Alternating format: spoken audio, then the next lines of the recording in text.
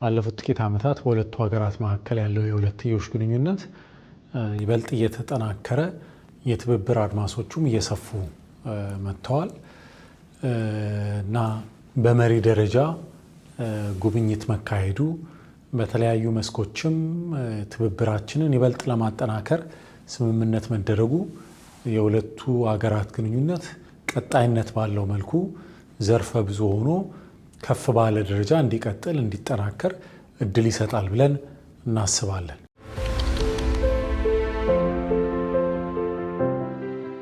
ደመቅ ያለ ጥሩ ወዳጅነት፣ ጥሩ አቀባበል የታየበት ስነ ስርዓት ነበረ። ይሄ በአዘርባይጃን በኩል ከኢትዮጵያ ጋር ያለውን ግንኙነት ምን አይነት ቦታ እንደሚሰጡት ግንኙነቱን ማጠናከር እንደሚፈልጉ አመላካች ነው ብለን እናምናለን።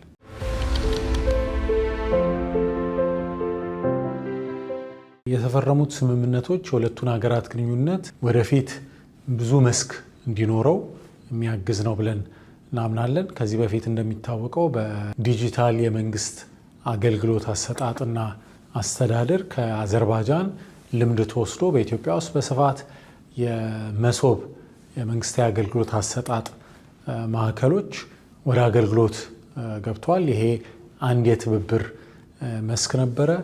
በዚህ መስክ ላይ ሌሎች ተጨማሪ መስኮችን በመጨመር በኢንቨስትመንት፣ በቱሪዝም እንዲሁም በክላይሜት ዲፕሎማሲ እና በአቪዬሽን በመሳሰሉት ዘርፎች የሁለቱን ሀገራት ግንኙነት ተቋማዊ ለማድረግ ይበልጥ ውጤታማና ፍሬያማ ለማድረግ ስምምነቶቹ ትልቅ ሚና ይኖራቸዋል። በሁለቱ ሀገራት መካከል ያለውን የኢኮኖሚክ ግንኙነት የንግድና የኢንቨስትመንት ትስስርም ለማሳደግ ትልቅ ፋይዳ ያላቸው ስምምነቶች ናቸው።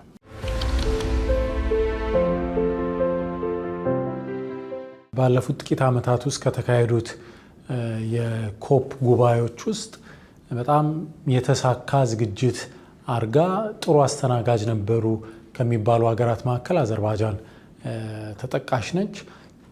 በዚህ ጉባኤ ብቻ ሳይሆን ያንን ጉባኤ በማስከተል የተለያዩ ዓለም አቀፍ ኩነቶችን ባህላዊ፣ ስፖርታዊ፣ ዲፕሎማሲያዊ ኩነቶችን በማስተናገድ ጥሩ ልምድ አዳብረዋል። ይህንን ልምዳቸውን ተሞክሯቸውን ደግሞ ለማጋራት ከፍተኛ ተነሳሽነትና ፍላጎት አላቸው።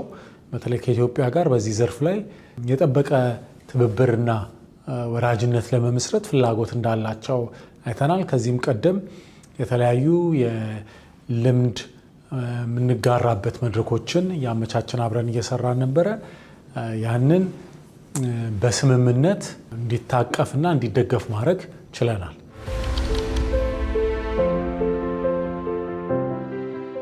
አዘርባይጃን ብቻ ሳትሆን ብዙ ሀገራት ከአፍሪካ ጋር ላላቸው የፖለቲካዊም ዲፕሎማሲያዊም ሆነ የንግድ ግንኙነት ኢትዮጵያን እንደ መግቢያ ይመርጣሉ። ለዚህ የተለያዩ ምክንያቶች አሉ። ታሪክ አለ፣ የኢትዮጵያ ተጽዕኖ፣ የኢትዮጵያ አየር መንገድ፣ የአፍሪካ ህብረት መቀመጫ መሆናችን፣ የህዝብ ብዛቱ፣ ያለንበት ጂኦግራፊያዊ አቀማመጥ፣ የሁሉ ተደምሮ ኢትዮጵያን ከአፍሪካ ጋር ለሚኖር ግንኙነት ከአፍሪካ ጋር ለሚኖር ትብብር ይበልጥ ተመራጭ ሀገር እንድትሆን ያደርጋታል። ከአዘርባይጃን ጋር ባለንም ግንኙነት ይህንን ነው የምናየው። አዘርባይጃን ባለፉት ጥቂት ዓመታት በከፍተኛ ሁኔታ እያደጉ ካሉ እንዲሁም በኢንቨስትመንትና በንግድ በተለይ በዚህ ቀጠና በጣም የነቃ እንቅስቃሴ ከሚያደርጉ አገራት መካከል ነው የምትመደበው። እስከ ቅርብ ጊዜ ድረስ ኢንቨስትመንታቸው የንግድ እንቅስቃሴያቸው በራሳቸው ቀጠናና አካባቢ ነበረ። አሁን ትንሽ የእይታ አድማሳቸውን ሰፋ አድርገው ወደ አፍሪካም በንግድና በኢንቨስትመንት ለመሰማራት ፍላጎት አላቸው። ለዛ ደግሞ ተመራጯ ቀዳሚዋ ሀገር ኢትዮጵያ እንደሆነች በራሳቸው ግምገማ ደርሶበታል። በኢትዮጵያ ያለውም የኢኮኖሚ እንቅስቃሴ በሪፎርም ማዕቀፍ እየተሰሩ ያሉ ስራዎች የኢትዮጵያን መስህብ ይበልጥ ከፍ እያደረገው እንደሄደ ማየት እንችላለን።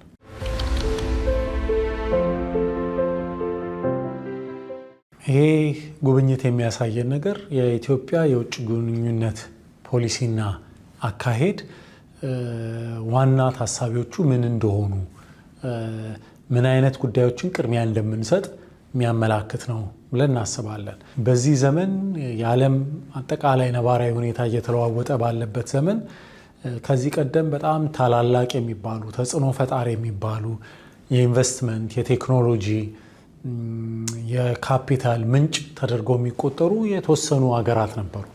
አሁን ባለው ነባራዊ ሁኔታ ደግሞ ባለፉት 20-30 ዓመታት ውስጥ በከፍተኛ ሁኔታ ያደጉ ለኢትዮጵያ አግባብነት ያለው ልምድና ተሞክሮ ያላቸው ከኢትዮጵያ ጋር በተለያየ መንገድ ተደጋግፈው ተባብረው መስራት የሚችሉ በመነሳት በማድረግ ላይ ያሉ አገራት ጋር ትኩረት ሰጥተን ግንኙነታችንን ማጠናከር እንደምንፈልግ የኢትዮጵያ የትኩረት መስክ ወይም አቅጣጫ በተለምዶ ያደጉ ይባሉ የነበሩ አገራት ጋር ብቻ ሳይሆን ከነሱ ጋር ያለን ግንኙነትና ትብብር ጠቃሚ ነው፣ አስፈላጊ ነው። እሱን አጠናክረን አዳዲስ ትብብሮችን አዳዲስ ወዳጅነቶችን ለማፍራት ደግሞ ጠንክረን እንደምንሰራ የሚያሳይ ነው።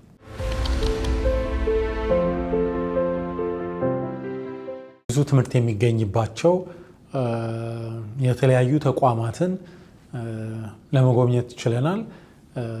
አንደኛ የተፈጥሮ ሀብታቸውን እንዴት በአግባቡ እየተጠቀሙ እንደሆነ ያንን ከውጭ አስፈላጊውን ቴክኖሎጂ እና ካፒታል በማምጣት የራሳቸውንም አቅም የራሳቸውን ድርጅቶች የራሳቸውን የሰው ሀብትም በአግባቡ በማልማትና በመጠቀም የተፈጥሮ ሀብታቸውን እንዴት በአግባቡ እንደተጠቀሙ ከተፈጥሮ ሀብት ከሚመጣው ገቢ በተጨማሪ ደግሞ የተለያዩ የኢኮኖሚ እድገት ምንጮችን ለማጎልበት የሄዱበትን ርቀት ነዳጅ አለን፣ ጋዝ አለን፣ የተፈጥሮ ሀብት አለን ብለው እዛ ላይ ብቻ ኢኮኖሚያቸው እንዳይንጠለጠል የተለያዩ የእድገት መስኮችን ስራዬ ብለው አቅደው አስበው እያደረጉ ያሉት እንቅስቃሴ ከፍተኛ ትምህርት ሊወሰድበት የሚገባ ነው።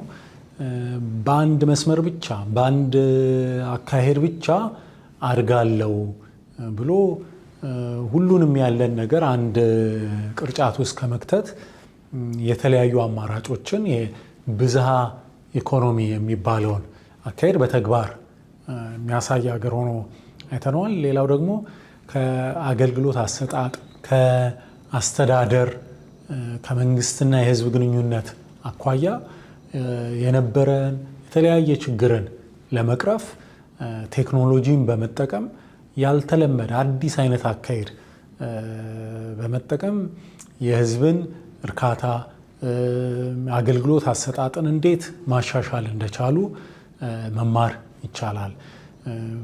አጠቃላይ የተቋማት ግንባታና አገርን ለመገንባት አገርን ለማሳደግ